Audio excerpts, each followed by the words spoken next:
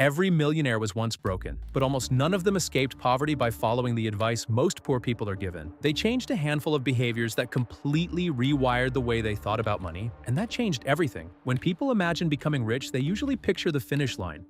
A luxury house, an expensive watch, a sports car parked in the driveway. But wealth rarely begins with any of those things. It begins with something almost invisible.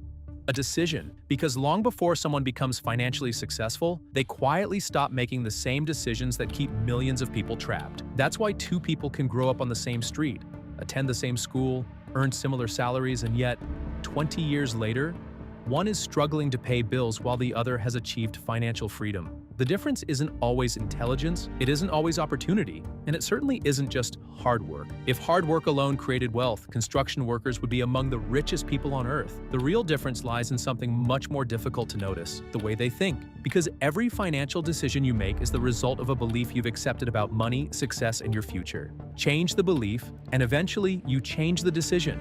Change enough decisions, and you change your life. The people who escaped poverty didn't suddenly discover a secret bank account hidden from the rest of the world. They simply stopped playing the same game as everyone else, and the first thing they changed wasn't their income. It was the purpose of their income. Here's one of the strangest truths about wealth. The people who become rich usually stop making money their primary goal. That sounds ridiculous. After all, if you want more money, shouldn't you spend every waking hour trying to earn it? Well, not exactly. Because money behaves a lot like a shadow. The more desperately you chase it, the further away it seems to move. Instead, wealthy people become obsessed with something else: value. Think about the people the world pays the most. The entrepreneur who builds software that saves businesses thousands of hours. The engineer who invents technology millions rely on every day. The surgeon who performs operations few others can. The creator whose videos educate millions of people across the globe. None of these people became wealthy because money randomly chose them. They became wealthy because they became exceptionally valuable. Money simply followed. That's the first mental shift. Poor people often ask, how can I make more money this month? People who eventually become wealthy ask a different question. What problem can I solve so well that people are happy to pay me for years? That single question changes everything, because once your focus shifts from chasing income to creating value, money stops being something you hunt. It becomes the natural reward for becoming useful. And history has shown the same pattern again and again. The people who create the most value almost always capture the most wealth, which leads to an uncomfortable realization. If your income hasn't changed in years, the question may not be, why don't people pay? It may be, have I become more valuable than I was 5 years ago? That's a difficult question, but it's also the question that changes lives, because the journey out of poverty rarely begins with a bigger paycheck. It begins with becoming someone the marketplace simply cannot ignore. Imagine someone earning $100,000 a year. Now imagine another person earning half that amount. At first glance, the answer seems obvious.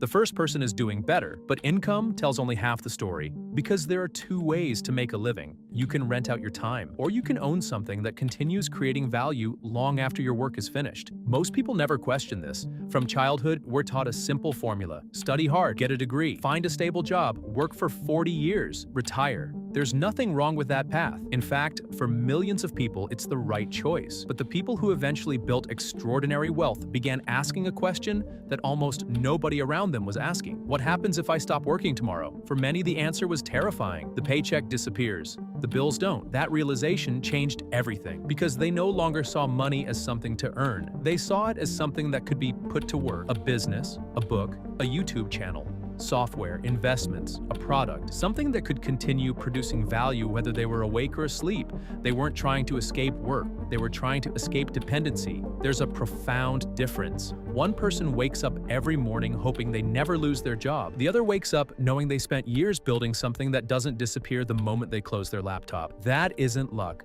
It's leverage. And leverage has quietly created more wealth than overtime ever has.